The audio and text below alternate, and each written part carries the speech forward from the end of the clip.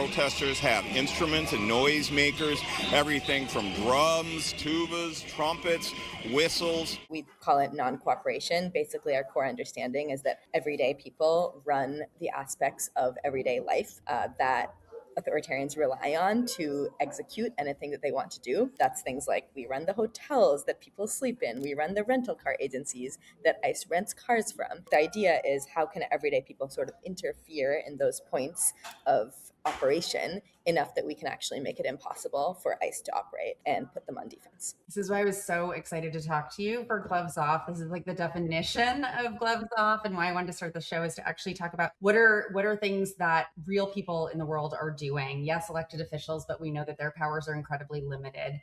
We know that elections matter, and yet this movement has to go far beyond elections for us to be able to win, given they're throwing out things like due process, rule of law,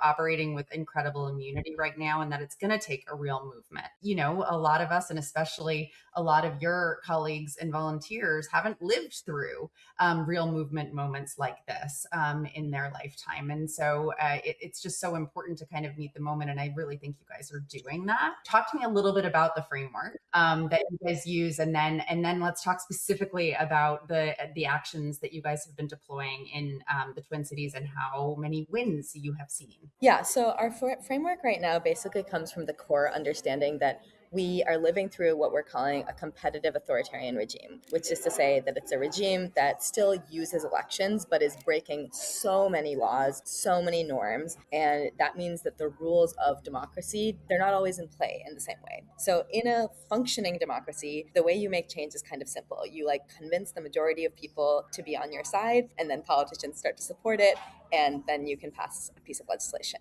I think there are a lot of ways in which the US has not functioned like that for quite a while, actually, but that's the theory of a democracy. Not in my adult life. Yes. In a competitive authoritarian regime, that stops being the case. That feedback loop of public opinion to outcome is really broken because, frankly, Trump doesn't care about public opinion. And also, there are increasing ways in which they are setting up an election to be, if not outright stolen, at the very least skewed in a wide variety of ways, through gerrymandering, through purging voter rolls. So we start to look at a framework called the Pillars of Support, which is basically looking at what are all the different sectors and ways in which authoritarian regimes rely on everyday people to be able to operate. So one pillar might be the media, another pillar might be businesses. We're okay, hotels because they need to sleep somewhere, rental car agencies because that's how they get their cars, restaurants because that's where they get their food, but also food delivery drivers potentially because sometimes they're ordering food, roads, they drive around on roads. So once you start to list literally in the most logistical way, what is everything that ICE needs to operate? What is everything that, nationally the administration needs to operate? Then you start to see a lot of little cracks in where you can interfere. So you're okay, they need hotels. What power do ordinary people have over hotels? Well, ordinary people are hotel workers. A lot of hotel managers sympathize with what we're seeing. So there's sort of the labor aspect of it. Everyday people book hotels. Hotels, offer things like a quiet place to sleep at night. I'm what are ways that you can start to interfere in that? So in Sunrise, Twin Cities, we've been doing nonviolent, peaceful demonstrations in the middle of the night where we make a lot of noise and wake up people in hotels where we have confirmed ICE agents staying. And that's been really, really successful. We've actually had multiple hotels kick ICE out because of that. We've had other reports of hotels off the radar telling us we've refused ICE because we don't want a noise protest at our hotel. So that's been specifically effective. And we've used other tactics as well. We've been calling into the hotels. We've made reservations that we cancel last minute to sort of both not let ICE be able to book, but also show the hotel the financial cost of booking ICE. And the thing that I like about this framework is that, we bring this to high schoolers and train them on it. We bring it's not complicated. It's actually very intuitive, and it's something you can just pass out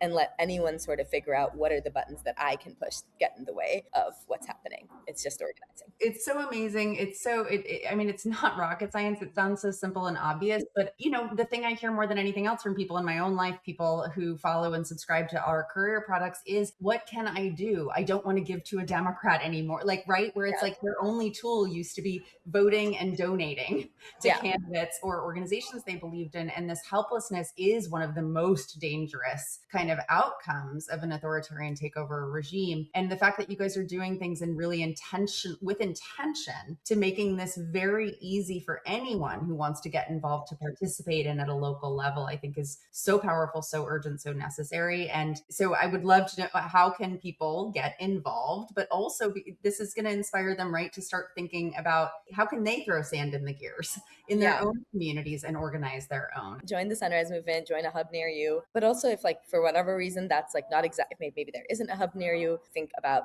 applying that framework or literally using any of those tactics. You could like host a little hotel reservation booking party, book up a hotel with 10 friends and then cancel it last minute. If you work in the media, there's like maybe something you can organize a campaign within the media about that. If you are a teacher, like there's like things about organizing schools to refuse ICE into your school. Like there's like always, so many of us have so much more access to power than we realize. If you work in the food service, like is your restaurant a Fourth Amendment workplace where you won't allow ICE in it? Like there's so much that we forget that we have access to power over. And that's like somewhat deliberate. We're sort of told that we have no power, but actually we make society run, and how are ways that we can refuse to let it run in this way. Oh, it's so well put, because we forget that we have power, which isn't by design. And, we say all the time, courage is contagious, and it is. And I think that it's very difficult to have courage when you don't feel any sense of agency.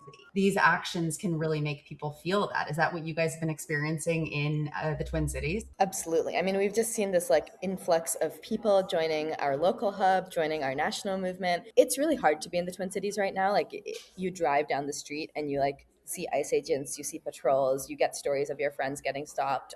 It's chilling.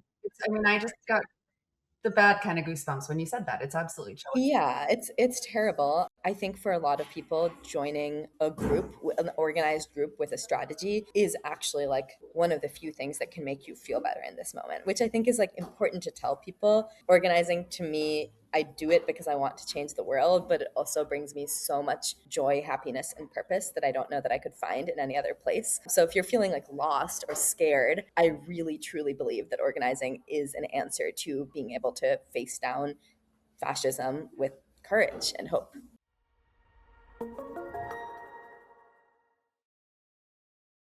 These conversations and the courage of these leaders are only as contagious as the audiences we reach. So if you felt inspired by this conversation and episode, please consider sharing it on your own social platforms and with your friends and networks. If you don't already, please follow Courier Newsroom wherever you follow news and information, Facebook, Instagram, TikTok, and hit that subscribe button on YouTube so you can be the first to know when our next conversation drops. So excited to be in this fight with all of you. And until next time, please take care of yourselves. We need you.